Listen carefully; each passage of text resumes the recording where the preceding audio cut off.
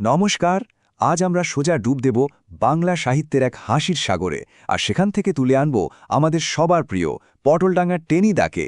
চলুন শুরু করা যাক টেনিদার সেই মজাদার দুনিয়ার সফর। আরে বাবা, মেনুটা একবার শুনুন। মুরগ মুসাল্লাম, বিরিয়ানি পোলাও, মানে যাকে বলে একেবারে এলাহি কারবার। একটা রাজকীয় ভোজের প্ল্যান। কিন্তু এই সবটাই ছিল আমাদের হিরো টেনিদার মাথার ভেতরের একটা দারুণ স্বপ্ন। কিন্তু জানেনই তো, স্বপ্নের ফানুস তো মাটিতে নামাতেই হয়, তাই না? টেনিদার এই বিশাল পরিকল্পনার সামনেও এসে দাঁড়ালো ছোট্ট একটা বাস্তবতার প্রশ্ন। আর সেই প্ল্যান বাস্তবায়নের জন্য বাজেট কত ছিল জানেন? মাত্র ১০ টাকা ৬ আনা। হ্যাঁ, একদম ঠিক শুনছেন। ৪জন লোকের বনভোজনের জন্য এইটুকুই ছিল সম্বল। মানে মোগলাইখানার স্বপ্ন আর বাস্তবতার মধ্যে একটা আকাশ-পাতাল ফারাক। তো বুঝতেই পারছেন, মেনুটাকে তো বদলাতেই হলো।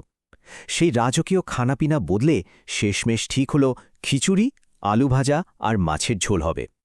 সাদামাটা ঠিকই, কিন্তু দলের সবার কাছে ওটাই তখন অমৃত। মেনু তো না হয় ঠিক হলো, কিন্তু আসল মজা তো শুরু হলো এর ঠিক পরেই।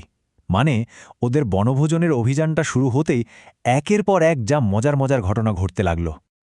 তো এরপর যা যা হলো সে তো একটা ইতিহাস। মানে তাদের বনভোজনের প্ল্যানটা যে কিভাবে একেবারে চুরমর হয়ে গেল তার একটা ঝলক দেখুন। ট্রেনেই টেনিদার সব মিষ্টি সাবার করে দিল, তারপর রাস্তায় পিছলে পড়ে রসগোল্লা আর আচারের দফাফা, একটার পর একটা বিপর্যয়, কিন্তু পুরোটাই দারুণ মজার। আর রান্নার কথা তো ছেড়েই দিন, দলের প্যালা সে তো মাছের কালিয়া বানাতে গিয়ে যা বানালো সেটার নাম হয়ে গেল মাছের হালুয়া। একবার ভাবুন তো কি অবস্থা হয়েছিল বাকিদের। আর গল্পের একেবারে ক্লাইম্যাক্সটা ছিল আরও সাংঘাতিক।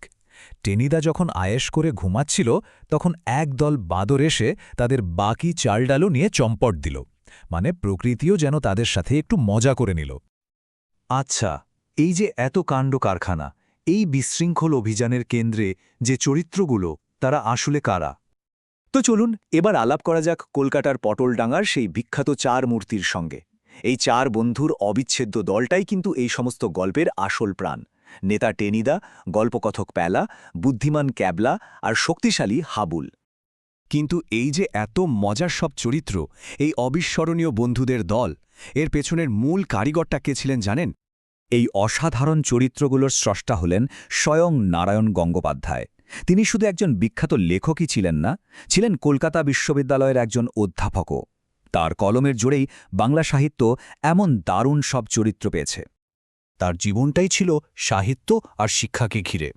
একদিকে যেমন ছাত্রদের পড়িয়েছেন, অনুপ্রাণিত করেছেন, তেমনি অন্যদিকে তার লেখনী দিয়ে তৈরি করেছেন টেনিদার মতো একটা অমর চরিত্র।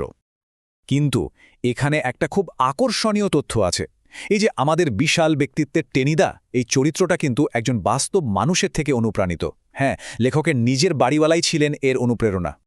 ১৯৪০-এর দশকে যে গল্পগুলো শুরু হয়েছিল সেগুলো কিন্তু আজ বাংলা সংস্কৃতির একটা অবিচ্ছেদ্য অংশ হয়ে উঠেছে। টেনিদার গল্প কিন্তু শুধু বইয়ের পাতাতে আটকে নেই। বই তো আছেই, তার সাথে সিনেমা, কমিক্স, এমনকি অ্যানিমেশন, মানে সব মাধ্যমেই টেনিদা পৌঁছে গেছে নতুন প্রজন্মের কাছে। সেই ১৯৭৮ সালের ক্লাসিক সিনেমা চারমূর্তি থেকে শুরু করে আজকের অ্যানিমেটেড সিরিজ বা নতুন সিনেমা, সবখানেই কিন্তু টেনিদার জয় জয়কার। তার জনপ্রিয়তা আজও একটুও কমেনি, বরং বেড়েই চলেছে। শেষ করার আগে একটা প্রশ্ন রেখে যাই। পুরনো কলকাতার এক সাধারণ পাড়ার এক গপ্পবাজ দাদা কিভাবে প্রজন্মের পর প্রজন্ম ধরে আমাদের সবার এত প্রিয় একজন নায়ক হয়ে রইল? টেনিদার এই সহজ সরল মজাদার জাদুটাই হয়তো তার আসল শক্তি।